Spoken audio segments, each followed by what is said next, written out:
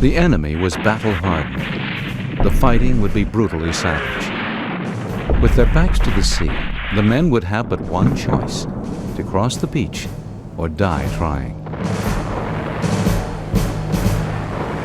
It was D-Day, the most important battle in military history, the linchpin operation to free occupied Europe of Nazi Germany.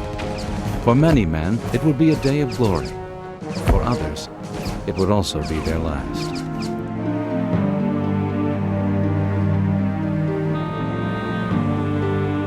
The programs that follow were produced within months of the invasion itself and are presented herein without editorial intervention or contemporary revisionism. Not only do they show you what D-Day was really like, through music and words they capture a sense of time and place, something modern documentaries simply cannot recreate.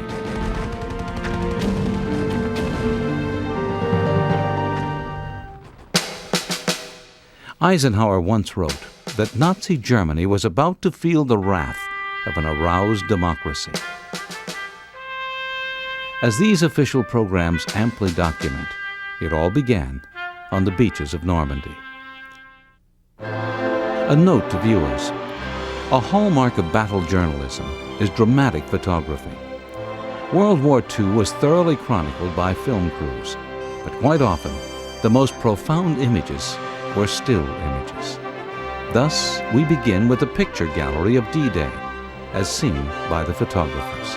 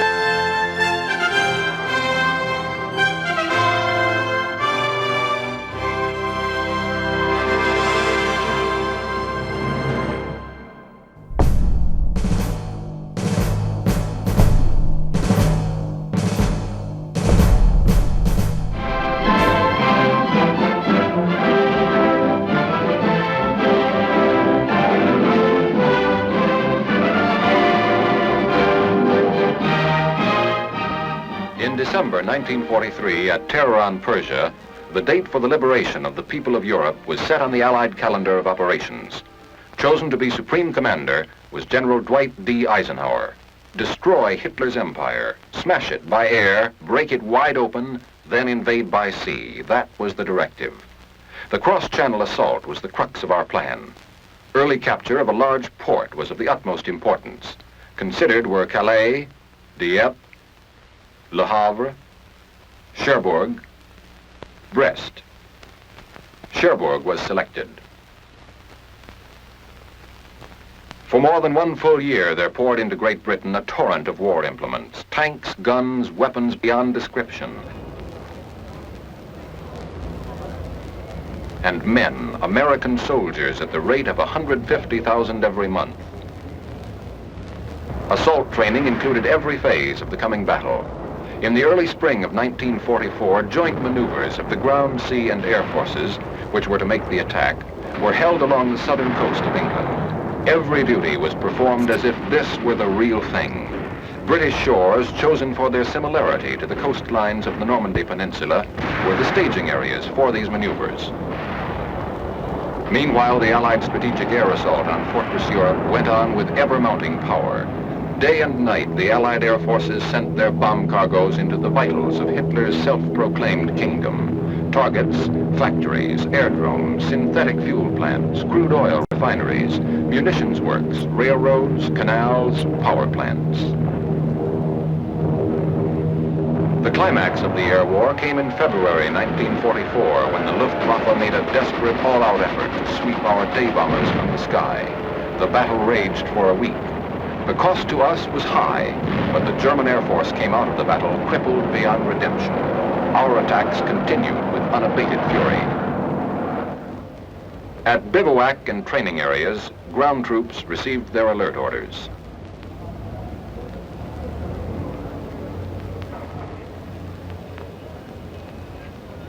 Men and equipment started to move. 65,000 men and 7,600 vehicles from bivouac areas all over Great Britain were moved to marshalling areas in southern England without a hitch. Highways were kept clear of all civilian traffic during this period. Rumor that the great invasion was at last underway flew through the length and breadth of Great Britain.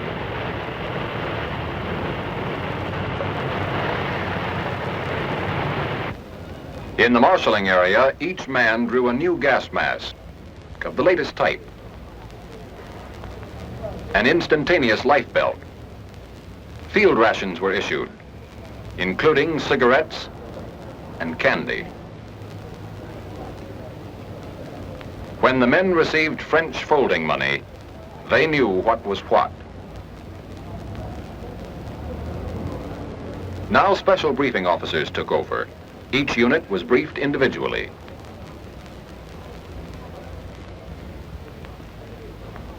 The movement of the initial invasion task force from the marshalling areas to the embarkation points in southeastern England began on 30 May 1944.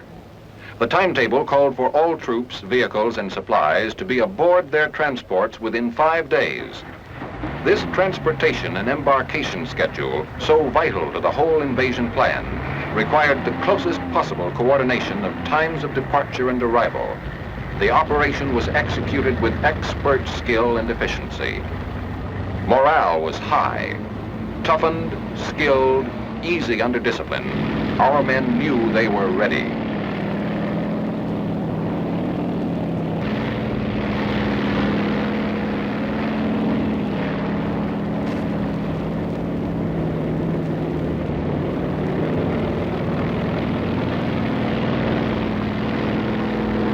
Embarkation of men and equipment took place simultaneously at 9 seaports along the southern and southwestern coast of England.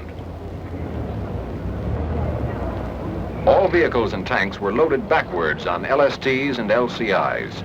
Concrete and cobblestone embarkation lanes known as hards had been constructed to speed loading. All vehicles embarked with gas tanks filled and sufficient extra gas for 150 miles. And the foot soldier was on time and in place.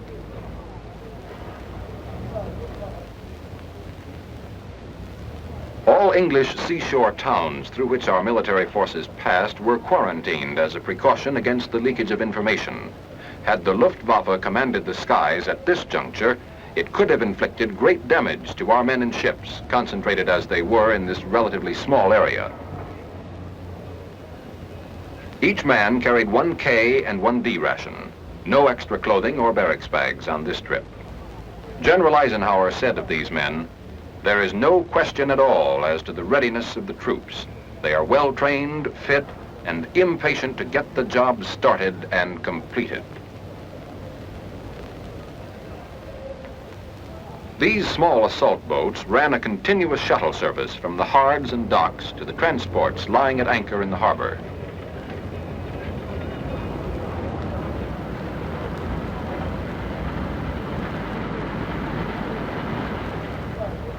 This shuttling was a necessary expedient because of the huge amount of men and equipment that had to be loaded in a 4-day period and the limited dock facilities available in the ports of southeast England. But every factor in this vast transportation problem had been envisaged and worked out in advance. The arithmetic of logistics, however, could not have clicked without the spirit of frictionless teamwork which prevailed among the staffs and men of the Army and Navy. The job was everybody's job. Army, Navy, Air Force.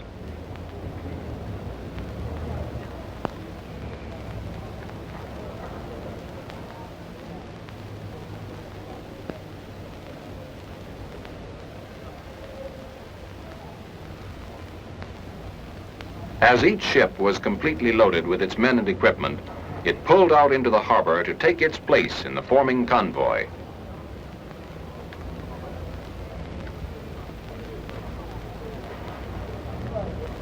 Aboard ship, the men sweated out the hours of waiting, each in his own way.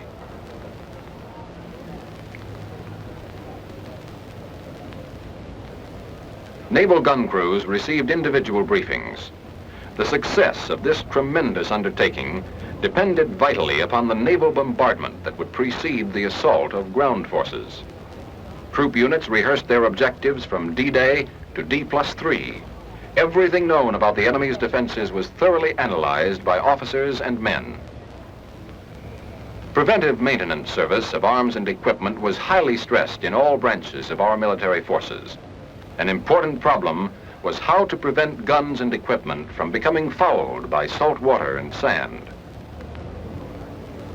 On 4 June, with the convoys fully loaded and ready to sail, the weather forecast for D-Day caused grave concern.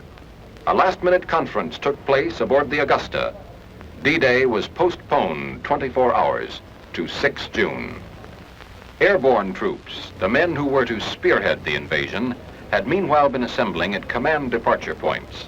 These tough fighting men who were to drop behind the enemy's coastal defenses in parachutes and gliders had the extremely critical mission of preventing enemy counterattacks from upsetting the plan of our main assault forces. These airborne troops would be fighting the enemy and destroying his lines of communication 5 hours before the main assault forces hit the beaches. Covered by watchful air fighters, the American units left their various harbors in southeastern England to meet the British units at a rendezvous off the Isle of Wight. Our strategic air bombardment never let up. Through endless attacks on key bridges and rail centers, the ability of the enemy to shift reserves was fatally restricted. Under complete radio silence, each ship took its proper place in the vast armada. At twilight came the signal for the dash across the channel. At command departure points, gliders and their tow planes were standing ready for the night's operation.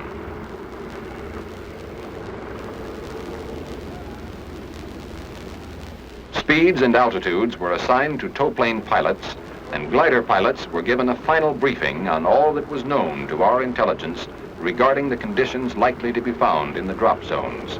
Each unit's mission was clearly defined. Earlier in the day, General Gavin had a final talk with his men.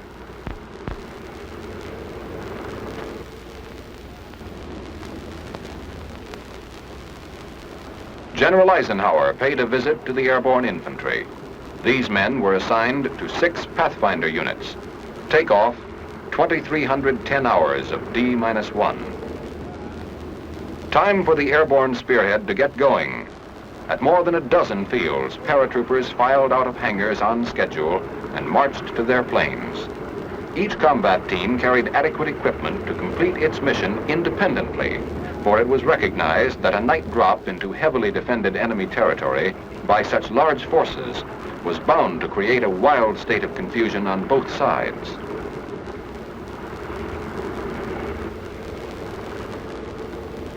Parapacks of heavy equipment would be released separately.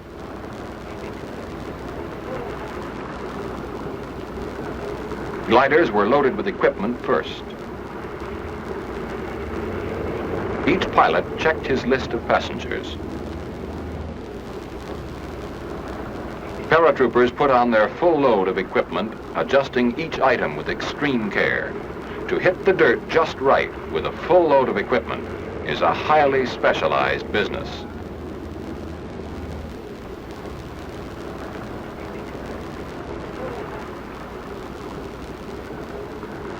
Final check by the jump master, the most particular man in the outfit.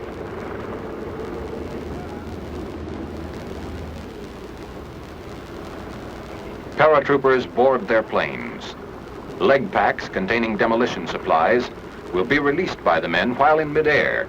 Thus, each man will hit the dirt close to his pack. The success of the mission depended upon the rapid destruction of certain key enemy installations. The gliders take off. The heavily armed men in them, a short while before, had listened to a message from the Supreme Commander. You are about to embark on a great crusade. The eyes of the world are upon you, and the hopes and prayers of all liberty-loving people are with you.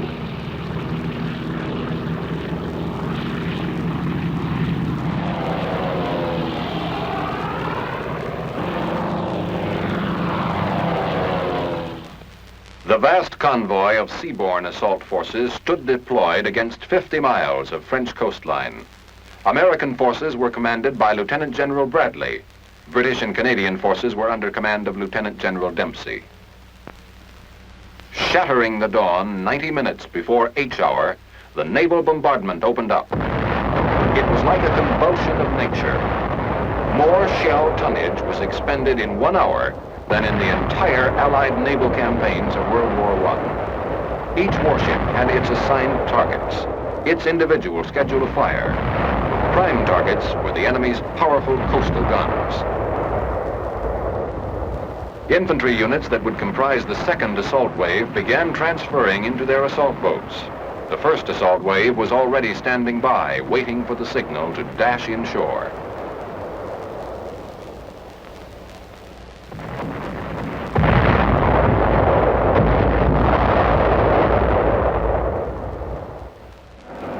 The last phase of air bombardment began at 0530, 1 hour before touchdown of the ground troops. Streams of heavy, medium, light, and fighter bombers crossed the channel in the most intensive airstrike of the entire assault operation. Objective, to isolate the battle area until we could consolidate our beachheads and begin the breakthrough. The big guns poured it on.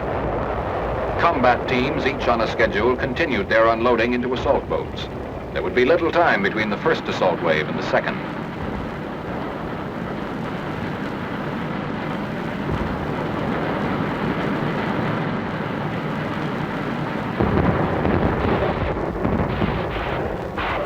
Now the rocket ships opened up, smashing at underwater obstacles and coastal mines, over the heads of the first wave of assault troops, firing their massed salvos with close precision until the troops were 300 yards from the beaches.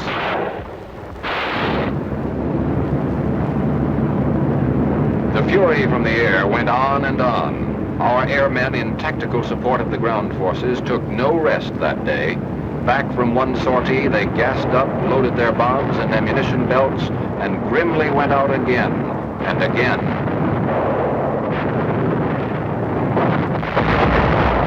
The big guns raised their sights as the assault boats went in and smashed at the enemy's gun batteries farther inland. Yet so ingeniously fortified was this coastal zone that despite the deluge of bombs and shells from our air and sea bombardment, enemy counterfire was still effective as our men neared the beaches. Our first assault wave had a full share of heartbreaking misadventures. Many of their boats were hung up and wrecked on steel hedgehogs. Plunging fire from enemy batteries was extremely accurate.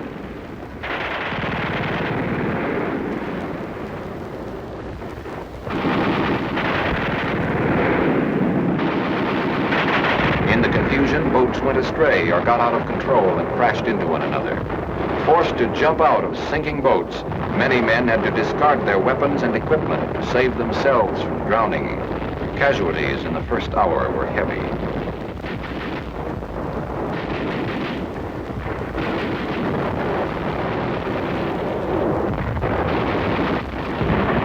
The British fired at fortified houses as they came in, smashing many a sniper's nest and observation post. In one American sector, fire from enemy pillboxes kept many of our men pinned against the shore cliffs. Our casualties were high. In the British sector, special duty engineers hit the beach first, with the medics and infantry following.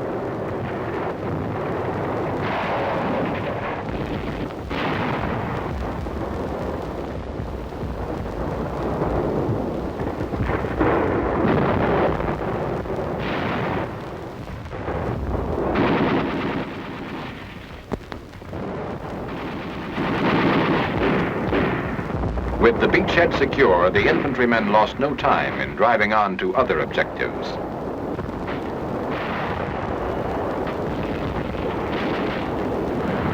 The second assault wave came in. In one American sector, enemy resistance was only sporadic and was quickly silenced. Our forces made substantial penetrations in the first hours.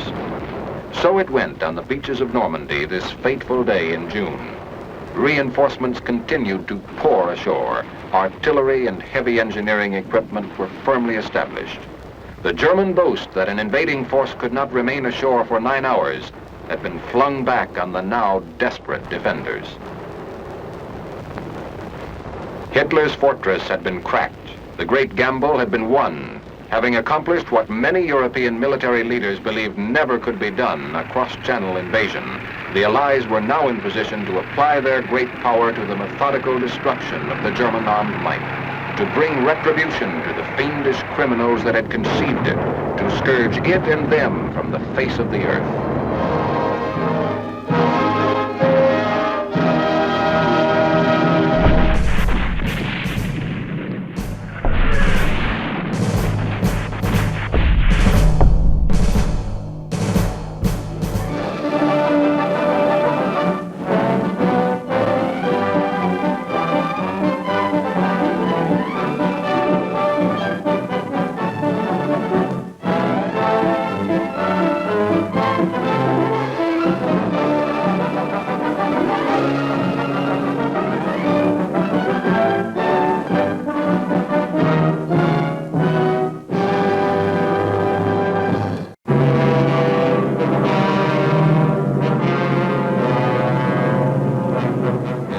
General Dwight D. Eisenhower and his deputy commanders chart the liberation of a lost continent, plan when and where the mighty armies of the United Nations will strike.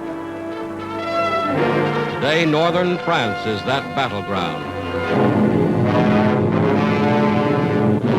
Into the building of their defense system, the so-called West Wall, the Nazis poured the slave labor of conquered nations. Pictures made by the Germans themselves to impress their satellites with the strength and invincibility of their fortifications.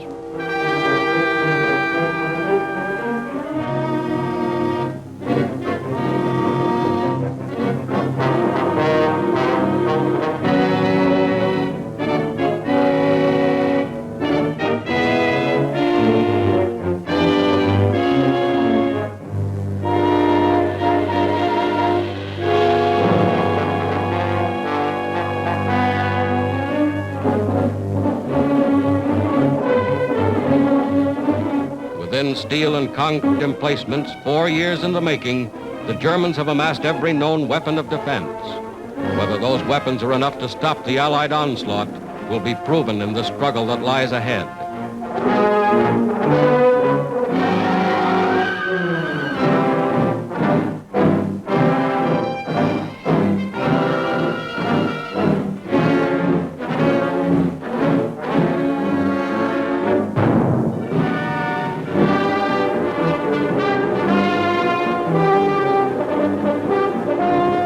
Here is the other side of the channel, Britain, an armed camp bristling with tanks and trucks and guns from the United States and Canada.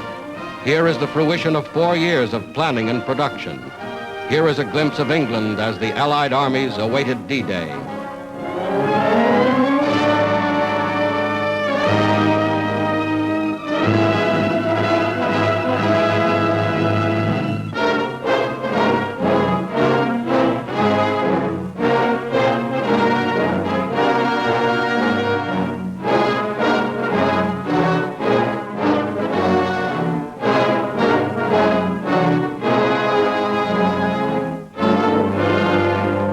Locomotives built to run on continental railways, freight cars and tank cars to replace rolling stock destroyed by the Germans. All this and more is included in the gigantic preparation for invasion. Here is something of the gigantic naval armada assembled to transport the Allied armies across the English Channel.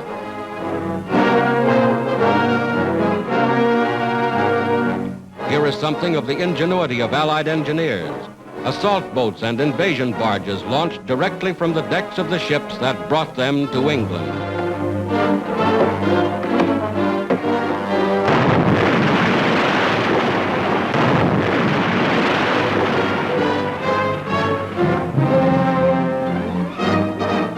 Week after week, the fleet grew in numbers.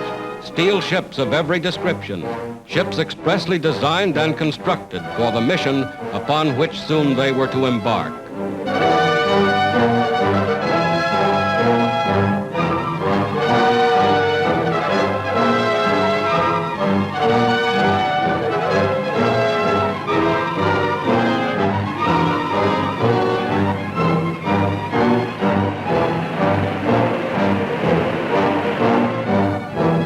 Nothing was left to chance.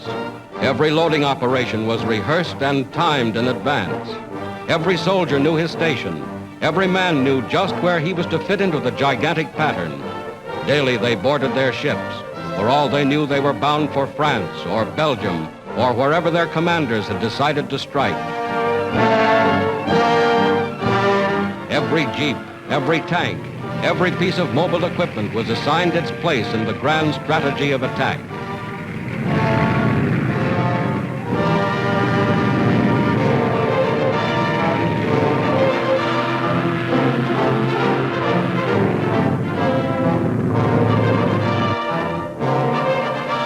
Then on the 5th day of June, 1944, just as you see them here, a fleet of more than 4,000 ships put out from England. This was D-Day, 4th anniversary of the Battle of Dunkirk, and the Allied armies were striking back.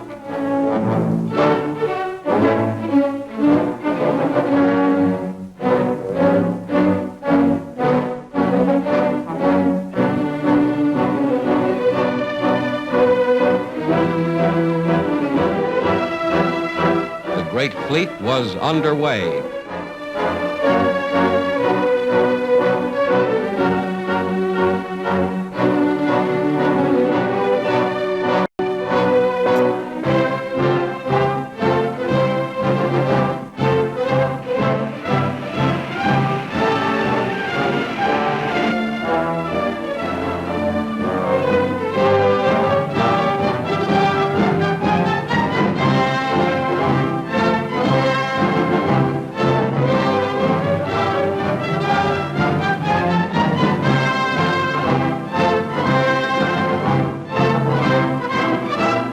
Morning of June 6th, this was the battleground.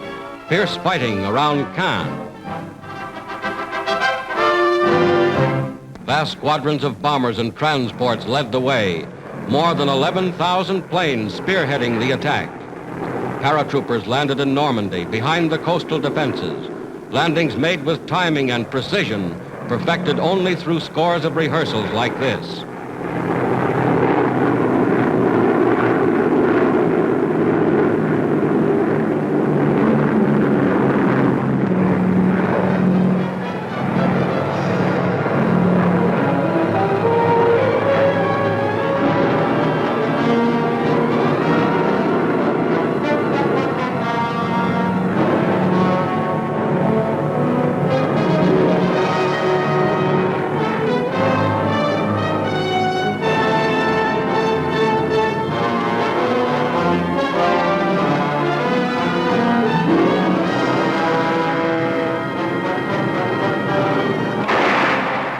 Barges approached shore ready for instant action, some bearing artillery and rocket guns already opening fire.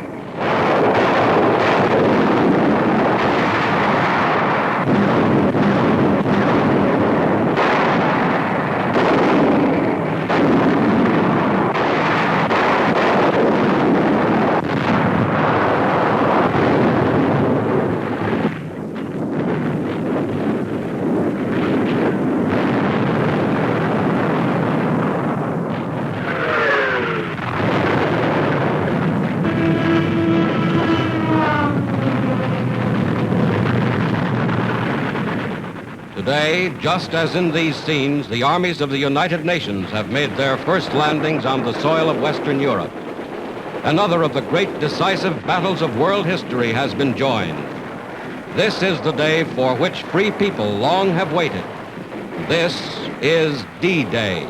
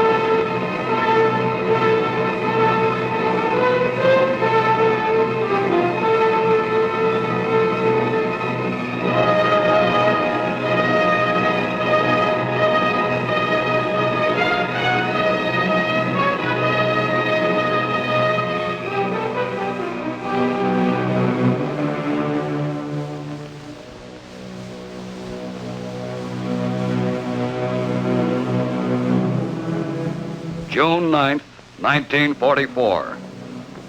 Allied troops in Normandy have moved inland. The work of the U.S. Navy and Coast Guard and the combined Allied sea forces has been done. Work not without a price in men and materiel.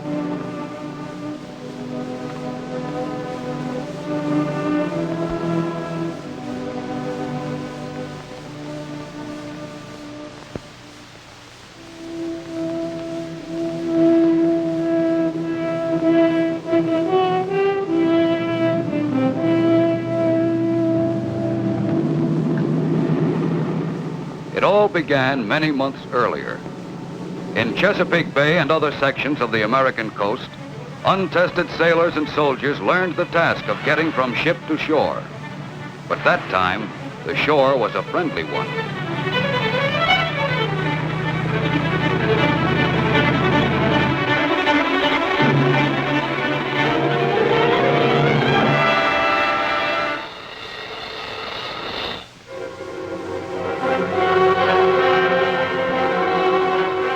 Then, with part of their training finished, they left the United States.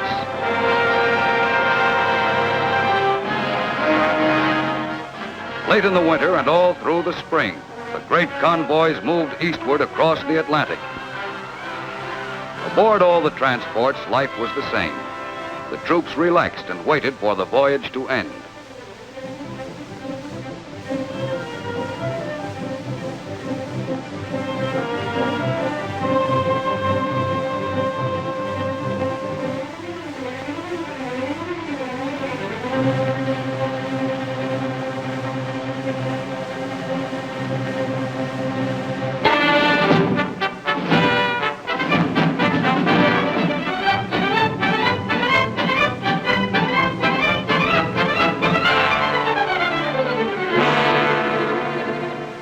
All along the coasts of Great Britain that spring, the training went on.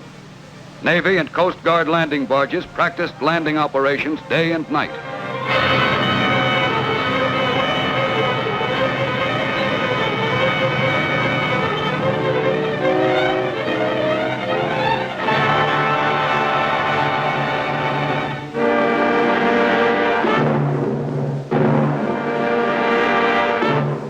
Meanwhile, the larger landing craft, LSTs and LCIs, carried on their maneuvers, learning to land at a given spot at a certain time.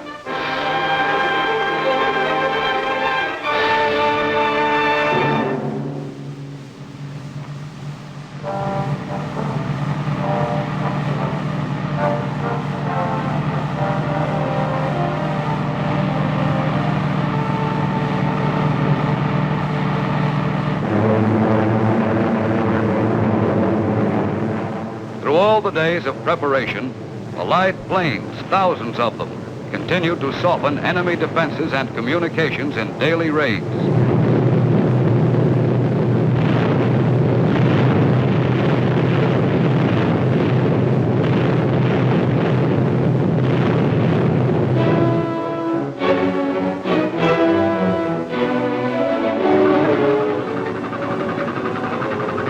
Off the southern coast of England, thousands of ships from all Allied nations are preparing for the invasion signal.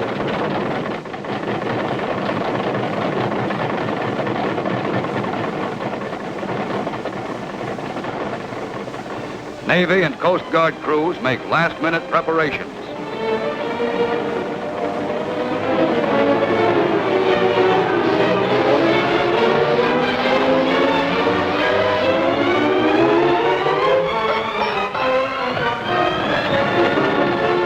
When the K-rations come aboard, everyone knows that D-Day is drawing near.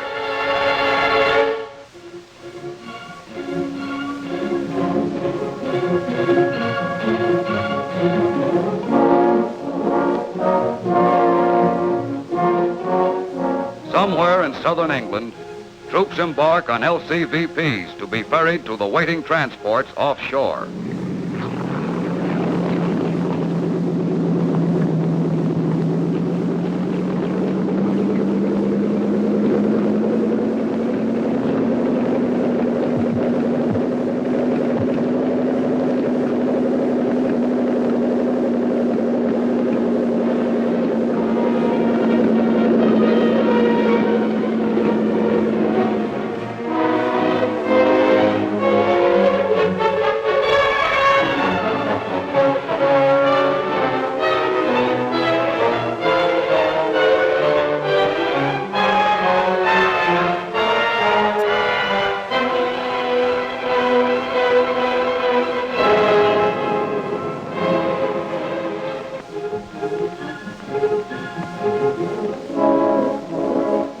June 5th. The LCIs are loaded.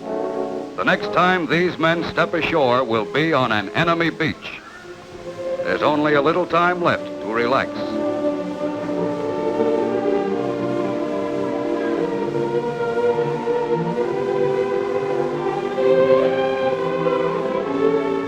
And the bombing attacks of the Air Force are intensified. Now the raids are continuous.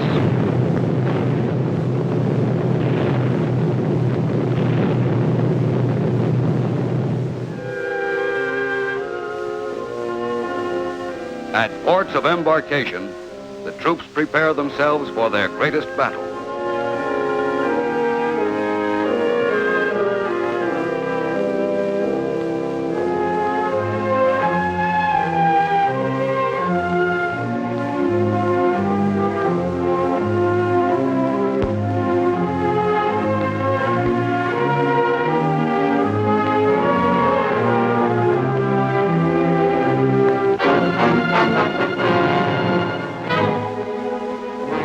Coast Guard officer briefs his men, and all along the coast, sailors receive their final instructions.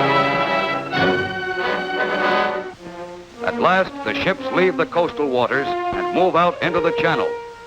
The slow LSTs loaded with heavy equipment, the transports loaded with men.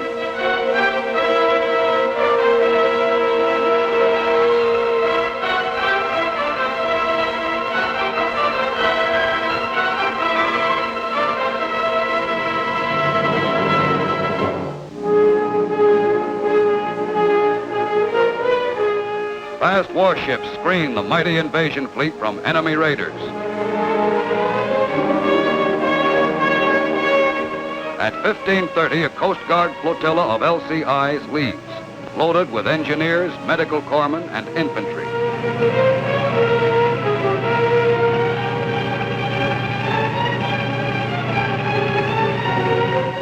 D-Day approaches, and the ships are in their assigned positions.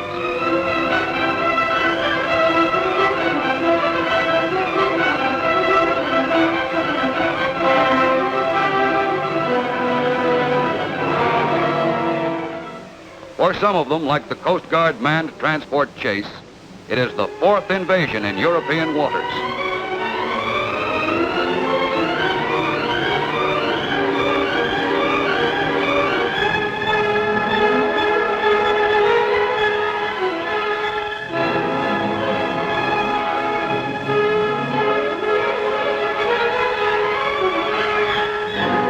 The only planes overhead are friendly.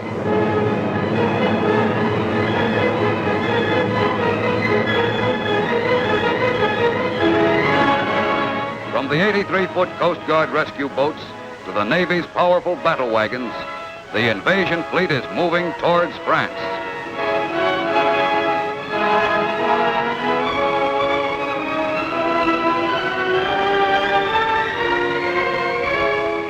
And below decks, officers study the maps that mark the invasion beachheads on the coast of Normandy.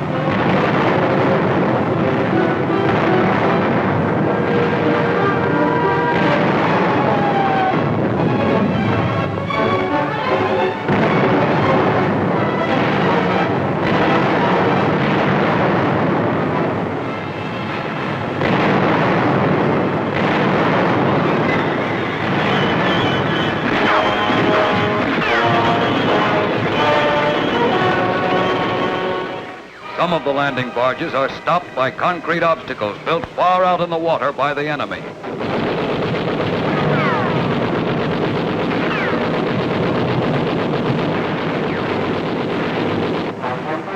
Offshore, the larger landing craft approach the beachhead slowly.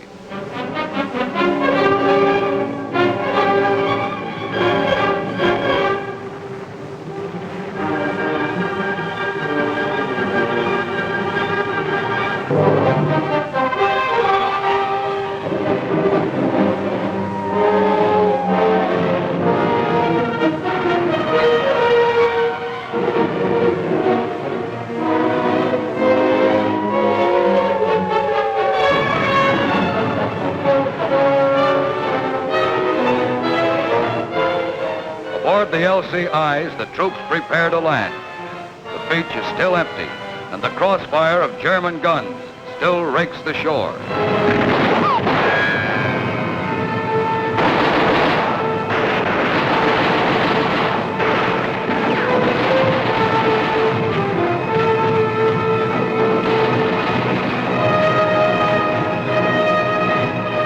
Out of enemy firing range, the LSTs wait to move in until the beaches are cleared.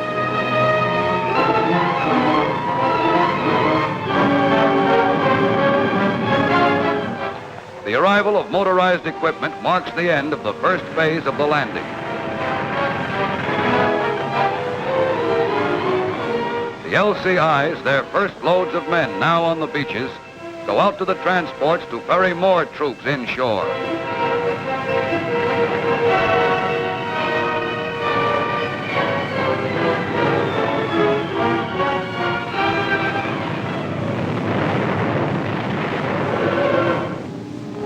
Still waiting beyond gun range, the LSTs unload supplies on smaller LCTs.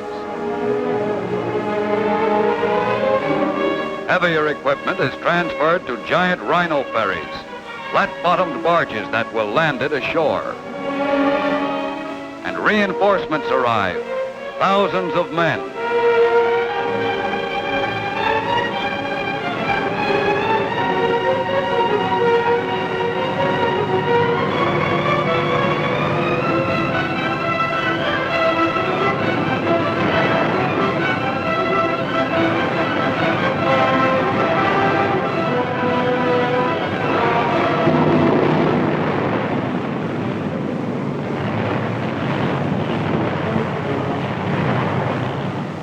Defeated and disarmed, the first German soldiers captured in France wait until someone has time to evacuate them.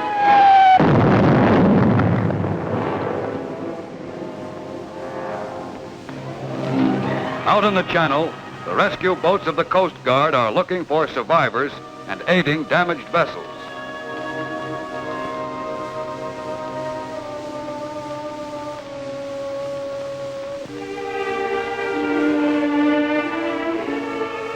And the hospital ships are waiting for the wounded.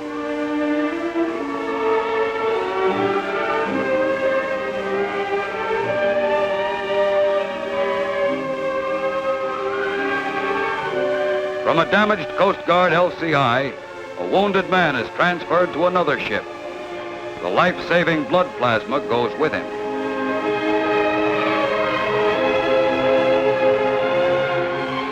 Another Coast Guard manned LCI, badly crippled, could not reach the shore, and its wounded are removed.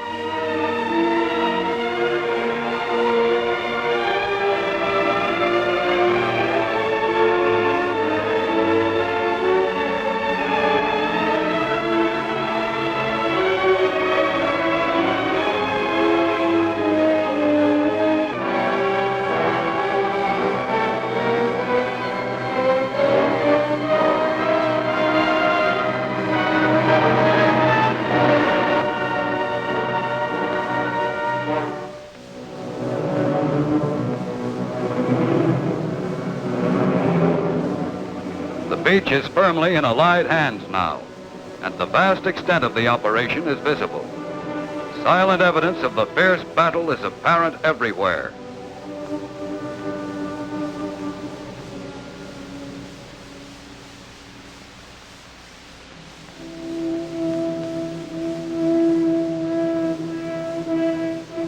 But in a few days, many of the damaged ships will be afloat again.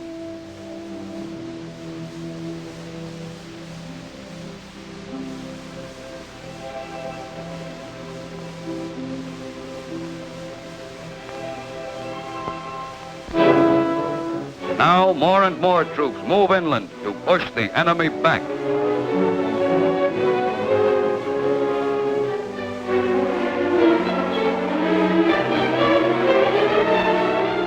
And the LSTs land their cargoes on the beach.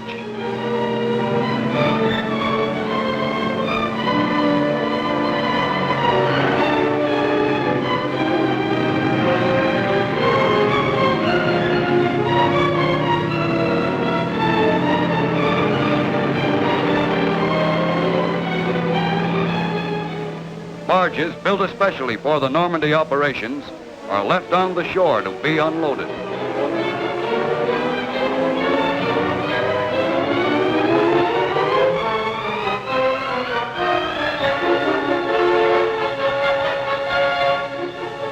During the daytime, there are only Allied planes in the air.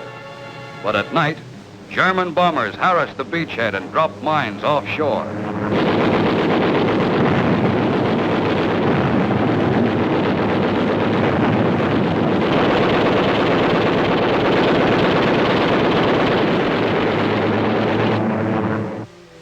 Out of sunken block ships, artificial harbors have been built. Until a port is won from the enemy, these must handle all Allied shipping. Bad weather came after the fighting on the beaches was over.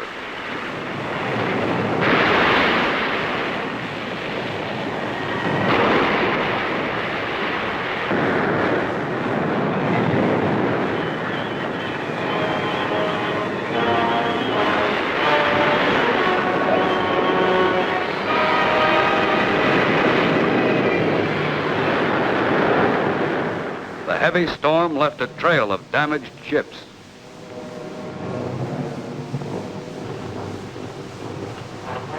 Once again, the landing barges moved out into the channel, this time loaded with German prisoners.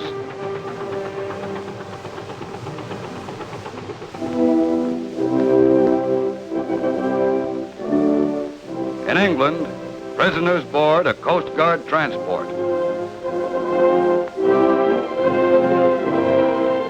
And ships which have carried thousands of American soldiers overseas now return westward with a different cargo, with men who were beaten and captured in Normandy.